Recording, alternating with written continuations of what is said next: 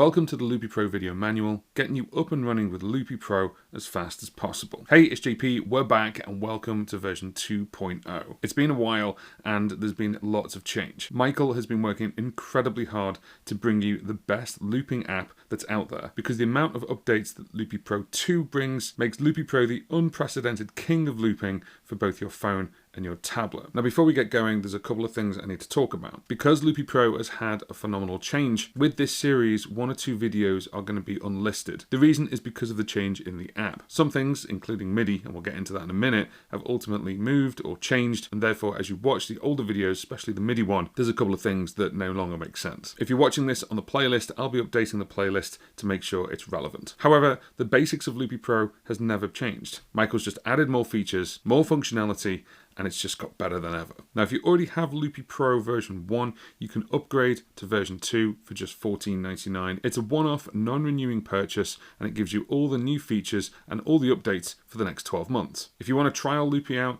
you can trial it for 7 days. Okay, so this is an overview of version 2.0, and as we go further, I'll make videos about specific things, and we'll go way deeper if you want me to. Let me know in the comment section below. Right, that's the introduction out of the way. Let's get into it. The major upgrade for Loopy Pro is MIDI, aka you can loop, sequence, and control MIDI like never before. Let's go right back to the shallow end of the swimming pool, and what I've done is I've set up a project that's got 1 audio loop and 1 MIDI loop. What I want you to notice, first of all, from a visual point of view, is the difference in the loops. So the audio loop has a solid line going through it, and the MIDI loop has dotted lines, as you can see. So the yellow one here that I've got, this yellow one, you can see the dots going around, that's MIDI. That's how you're going to identify whether it's a MIDI loop or an audio loop. Now, the thing with Loopy Pro is, if I started hitting record right now, and on my iPad, I don't have anything plugged into it, no audio interface, no MIDI controller or anything like that. If I just hit record on the audio loop, it will automatically take the microphone of the iPad. So if I just click it right now, you can see that the wave is coming in because it's picking up the microphone of the iPad. If I click it again, right now, you can see that the wave is coming in because it's picking up the microphone of the iPad. And then, of course, I can swipe down to clear it straight away, or I can swipe up for more information. But if I click the MIDI one, it arms the recording, but nothing's happening. If I click it again, it's now playing. So what on earth just happened? This is because the audio loop knows that the input is a microphone or your audio interface or something of that kind. But with a MIDI loop, it doesn't assume where the MIDI is coming from. And you can check both the audio and the MIDI in the mixer. So in the bottom left-hand corner, you can see the mixer icon. We give that a click, and now we've got access to the mixer. The mixer has loads more in it in Loopy Pro 2, and you can also close different sections of the mixer down. But let's just take the audio chain for 1 second. So we can see the inputs here. We've got the microphone. If you give that a click, you can see it's the microphone of the iPad. In fact, it's got the top microphone. You can pick any of the 3. And if I had an audio interface in here, I could pick the audio interface and what channels it is. Moving down, we've got sources. We've got pre-fader effects, post-fader effects, and the destinations. So the destination is going to the orange loop, so I can loop my voice, or my guitar, or my audio interface.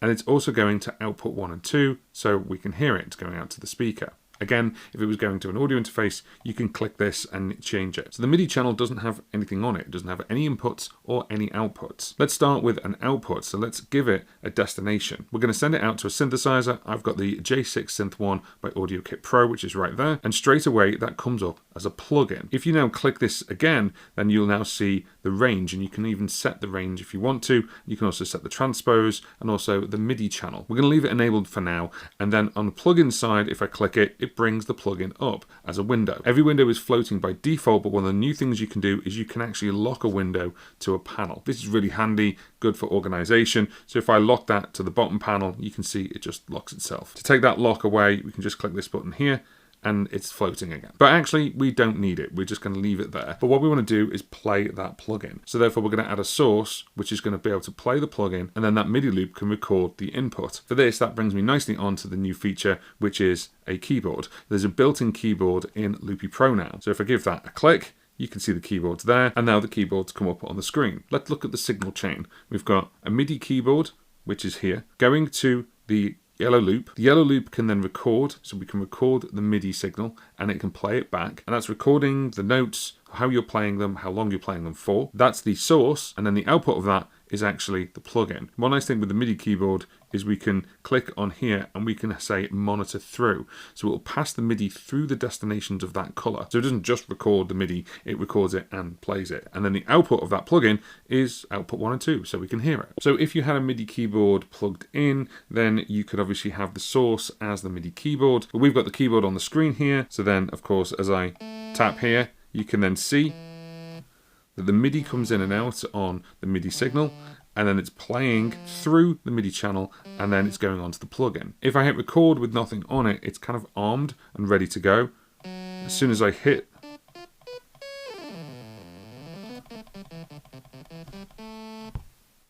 and there we go, it's recorded it.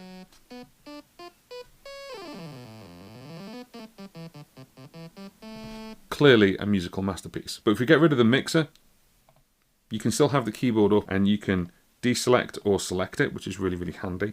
And you can see how MIDI is actually being written out. So we've still got it in a loop, and you can see it going up and down on the MIDI scale. I always like to say with MIDI, think of it like those old pianos that played themselves with a piece of paper that went round. You can actually see the MIDI going round and playing it at that point. It also indicates it also indicates the note that's being played at that point. It's also polyphonic as well. I just did one note at a time there with the mouse on the screen. But if I was to use my hands, let me swipe that down and bring the keyboard back up.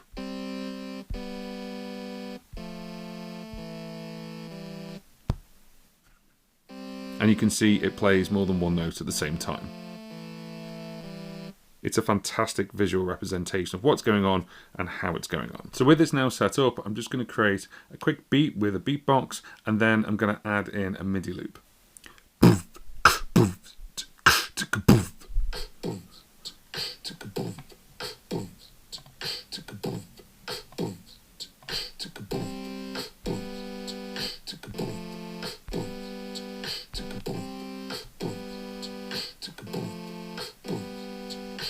Okay, so it's pretty basic right now, and I just wanted to show you one or two things. The first thing with a vocal is if you get it wrong, you just have to do it again.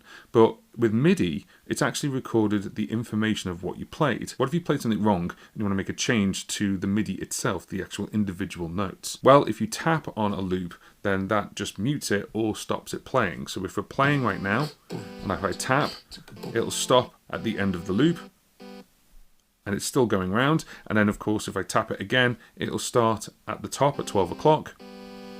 If I swipe up on a piece of audio, it shows me the audio waveform, and I can actually adjust it. But you can see there's a little pencil icon here. Well, that's the same with the MIDI. If I swipe up on the MIDI one, then we've got the information here. If I give this pencil a click, I can now actually program the MIDI exactly as I want to. The alternative you can do is if you don't want to play and you want to program it up at home, then you don't need the MIDI keyboard, but you do want the clip. So we can actually start writing and moving things around. So maybe that one I'm going to play and move it around a little bit and just get rid of that one and play. And I can add them in really, really quickly like that. And we can change the length. We can move different things around. So now you can see that the loop has changed. If I hit play, and that works really, really well. To come out of this menu of the clip itself, you can then click the little X at the bottom here on the bottom left section, and that just disappears. You may very well want to program MIDI clips up way before your gig, and that is just a nice, easy way to do it. Now remember, the same applies with MIDI as before. At the bottom, you now can see the J6 Synth 1 here. If I click it, it will actually mute the input. So if I now press play, we can't hear the MIDI clip. If I turn that on, it comes back on. But just remember, obviously, if you've got lots of different MIDI sources, like different synthesizers or different plugins, then you need to give your iPad or your phone a little bit of time, maybe a second or so, to boot that back up again. If you want to see the synthesizer, it's the same as the effects. So we can actually click this little arrow here, and this is where we can change stuff. So if I press play, let's change the actual synthesizer sound.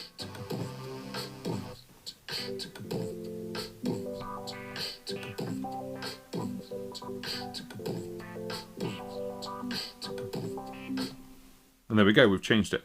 So now this is a real simple thing with one audio loop and one MIDI loop, and then we just expand from there. So if I was to click here, I want to click and add another MIDI loop, and then I can actually go into that. It is the same color, so I can edit it. We can actually edit the color. Let's change that over to a blue color, and then we can come out of there. Now, when you go over to the mixer, you can now see we've got two MIDI colors. We've got the yellow one and the blue one, and we've got one audio input and one audio loop. If I then do an audio loop, then the audio loop there is orange. Again, I'm going to go in to the colors. Let's just change it over to something completely different.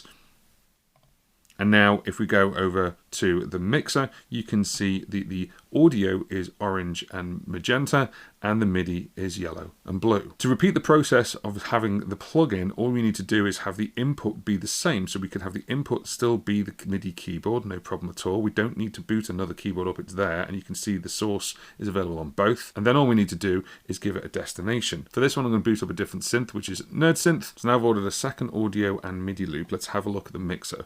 So we've got the MIDI. The MIDI is now connected to both, and you can turn one on and one off as a source. One is the J6 synth, the other one is the Nerd Synth, and you can see there's the individual connections there. So the plugins actually go to the separate ones.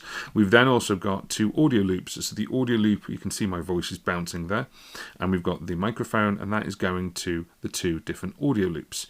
As this gets bigger and bigger, one thing you can do is you can close down the individual parts. So first of all, if you don't need to see things like the effects or the sources, there's these tiny little arrows here. If we give that a click, you can see there's little dots there. So if there's a dot there, it means that something is there.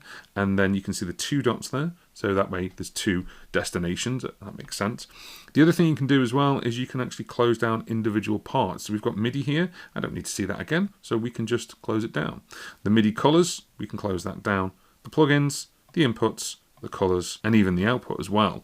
So now you've got these kind of like at 90 degrees. And if you need to go into one, we click this little icon here. So therefore we can just bring it back section by section, however you want to see it. If you want to have the mixer window open, but you want to have a really compact view, this little double icon here will actually get rid of everything other than the volume and the pan and the mute and the solo. So everything else, like the inputs and everything, you can click here, and we can do that. The little loop icon on the other side, if you click this, this can be your volume and your pan on the loop itself as opposed to the output. So you can switch that around. Whilst having the mixer window open, the other thing you can do as well is you can add stuff directly from here. So we can add a bus, a MIDI, we can add inter-app audio unit, we can add a audio unit instrument, and you can also add hardware, aka microphones, audio interfaces, things like that. With Loopy Pro 2, the mixer has never been more important, but once you've got it set up the way you want, there are things you can just say, I don't want to see that anymore, because it's set and we're done. The thing I quite like about the MIDI and having plugins as an option, then it's playing the synthesizer as I'm telling it to.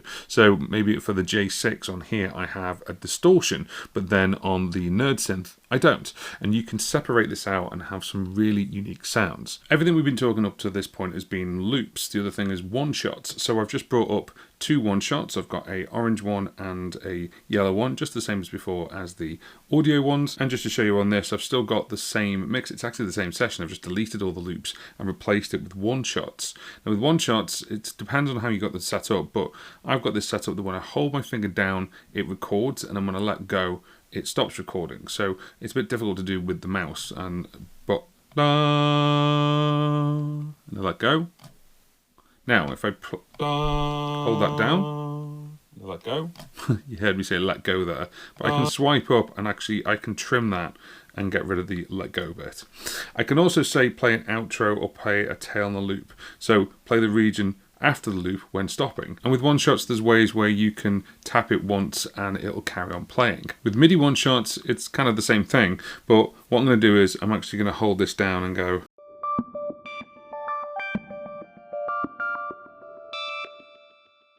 And that's our one-shot. Well, I let go and it stopped recording. So now if I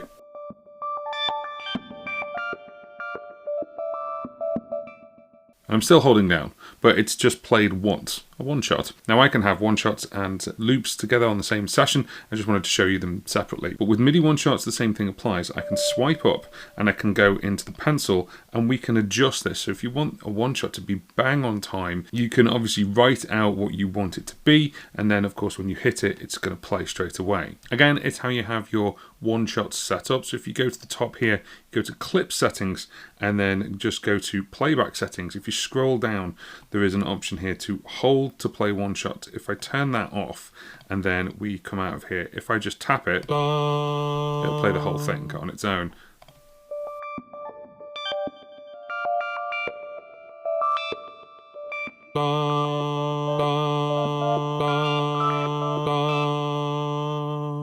And it can do it like that. So you can have it where it lifts when you don't play it, or you can let go, or you can have it to play the whole thing. Really clever.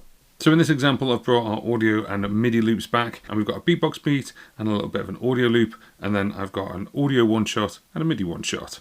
So I'm going to click on the pencil icon, which is for the canvas builder, and this gives you a couple more tools in Loopy Pro 2. First of all, we have our MIDI loop, we have our MIDI one shot, we've also got a brand new one which is a dial here for continuous dials, which is really, really cool. One thing to be aware of with the canvas builder is it's changed quite a bit, and it's changed way for the better. So Michael's taken the decision that when you click on something, it now brings up pretty much like an inspector on the side, as opposed to a floating menu. This means that what you've selected, it then tells you on the side everything to do with it. It's all in one place, and you're not having to do more menu diving inside. It just means that it gives you a dedicated visual representation, and also it's just a lot cleaner, if I'm honest. Now that window automatically docks to the right hand side, but you don't have to. You can turn around and say I want it to not dock. I can also say that I want it in full screen. So now you can see all the elements of that one control without any distractions. The other thing you can do is we can actually drag, let's just drag over to here, and we can do more things at the same time. So I can scale multiple elements, which is really welcomed. So we've got these two loops here. I just want to change them so they're loops, but I just want them to be square, or I want them to be that size. This is such a welcome change, certainly if you're making your own canvases. It's really, really nice. Let me grab one of the one shots, let me put it over here. I'm going to grab these two, and I can change the length of them so they can be like that. So now I've got my audio loops on the left hand side and my MIDI loops on the right hand side. You can change it how you want, but I really like the idea of personalizing the canvas just how you want it to be. One of the other things you can do is you can actually do automation with MIDI clips. Now, I can go through this for you, but actually Michael himself has done a complete tutorial about this, and it's really, really good. There is an automation sample project that ships with Loopy Pro 2. You'll find it in Help under Sample Projects and Tutorials, but I'll show you two ways to use it now. So this is a weird moment in the video, but I'm actually going to tell you to go and see Michael's video, and I'll link it in the cards right now on the official Loopy Pro YouTube channel. He takes an audio track, puts an XY pad on it, and then uses the MIDI clips to control the MIDI. But you could do anything with it. You could actually use it to control changes on the mixer. You could have it where it turns certain things on and off intermittently to create a weird effect. MIDI automation is the one thing I think that's going to set Loopy Pro apart from any other looper that's out there, because it can do pretty much anything. As I say, if you're interested in that, go and watch the example that Michael did and go and watch that video. There really is no point me doing the same thing when he's already done it. On top of all that, you can then send this out to buses, so therefore you could have the same Hall effect all the way through, and you can even send that bus to another bus as well. So with mixing in a studio, for example, you wouldn't have the same reverb on every single channel. You'd have one reverb at the end, and you'd send all the channels to that. That way it reduces the amount of CPU usage, but also it means that everyone's kind of in the same room. What I've got here is two loops, one's a MIDI one, one's an audio one, and two one shots, one audio and one MIDI. What we're going to do is I'm going to split things up with buses. So when we go into the mixer, I'm actually going to add a bus. So on this bus, I'm actually going to put a low pass filter. So if I put a low pass filter on there, and now we have this turned up, let's just have a listen to what that sounds like. And we can actually mute the original. There it is.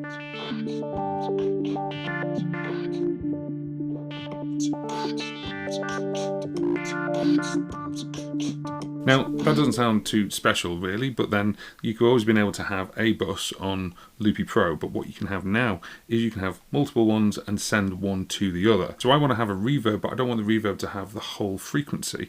So what we can do is we can create a new one, and the output of A is going into B, and for B, what we're going to do is we're going to have a reverb, and that reverb is going to be a large room. In fact, we're going to go large hall and make it even bigger. So now,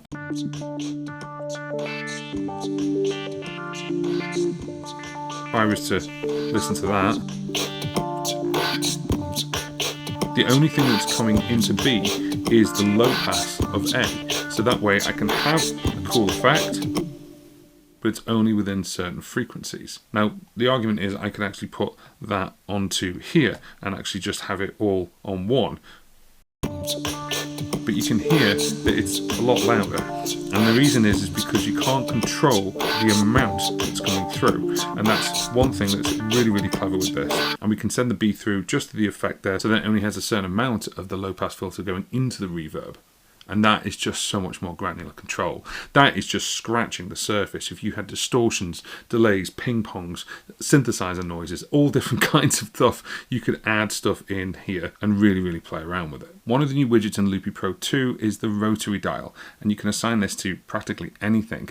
And this is really, really cool. So if you remember our little session here, we're going to go down to the pencil icon, and then we open up the canvas. And this is our new one here, the Rotary dial. If we give it a click, it'll just bring that up, and the way you control it is actually you can just move it round, and it's 360 degrees. It's really, really nice. But we're going to go back into the pencil tool to edit it. So let's give it a click, and then it's asking us what we want to do. Nice and simply, I'm just going to give it a different color. It doesn't matter, but let's go to change value, and we're going to look at adjusting an effect parameter. We're going to tap on the low pass filter, and we're going to use the cutoff. And then the only thing I'm going to change is the minimum value. So we're going to go the minimum value around about 85 Hertz. And then we're going to click back. I'm then going to adjust a second part, which we go to the effect parameter. We're going to do the same one again, but this time we're going to adjust the Q. So straight away, this rotary dial is going to adjust two different things at the same time. And to prove this to you, what I'm going to do is I'm going to bring the low pass filter up, as you can see there. And as I move it, you can now see it's actually going to adjust both things at the same time. This is really, really nice and cool, because as I hit play,